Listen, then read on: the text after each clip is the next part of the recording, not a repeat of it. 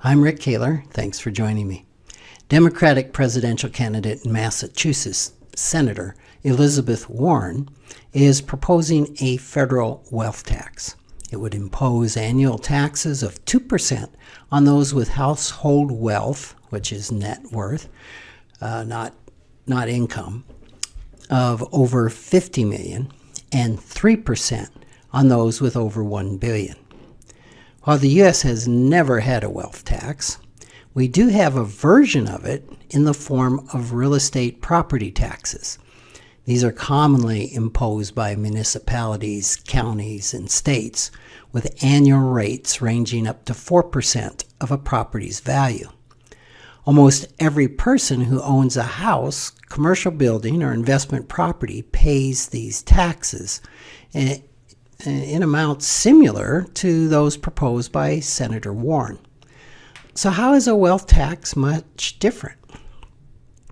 Well, primarily, it's simply not practical. Here are two reasons why. The first is asset amnesia. South Dakota once had a wealth tax of sorts, a personal property tax on the value of household goods, personal effects, home appliances, and sporting goods. I remember my father filling out the personal property tax form every year. Others old enough to remember this tax have told me about its amazing psychological impact. Completing the form resulted in severe short-term amnesia and brain fog. As Extension economist Gordon D. Rose wrote in his December 1973 newsletter, the temptation to forget to list certain items of personal property is very great when one observes the behavior of his friends and neighbors. Accordingly, the tax became known as the liar's tax. South Dakota repealed the liar's tax in 1979. Most other states have also moved away from taxing tangible personal property. A wealth tax would cause a nationwide epidemic of asset amnesia. One reason the property tax works so well is that real estate is a difficult, if not impossible, asset to hide. This isn't true with other forms of wealth like diamonds, collectibles, jewelry, personal property, guns, cash, closely held businesses, and to a lesser degree, bank savings, investment, and retirement accounts. Number two, it's overwhelmingly difficult to enforce. The essential reason a wealth tax is unrealistic is the impossible logistics of enforcing it.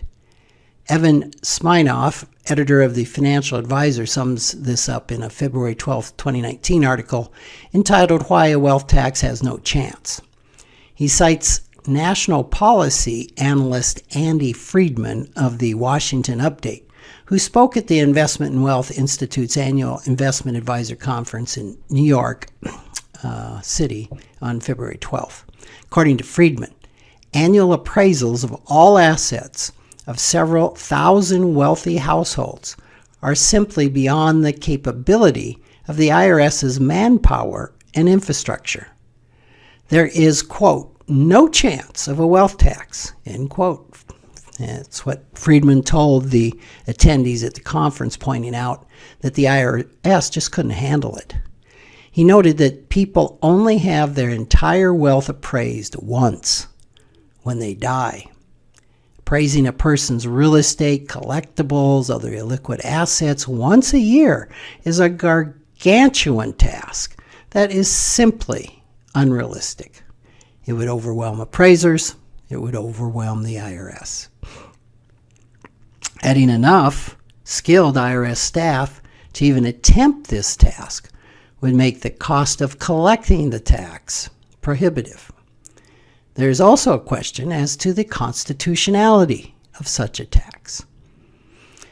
So while a wealth tax may sound appealing and make for good sound bites, it's a pipe dream that's more of a nightmare.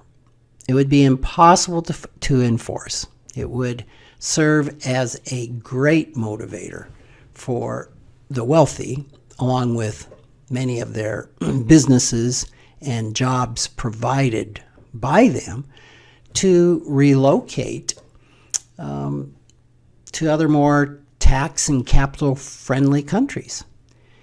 It would never bring in the revenue politicians will expect. It would stagnate the economy. A tax on the wealth of U.S. citizens would result in a decrease in the wealth of the nation. Thanks for listening.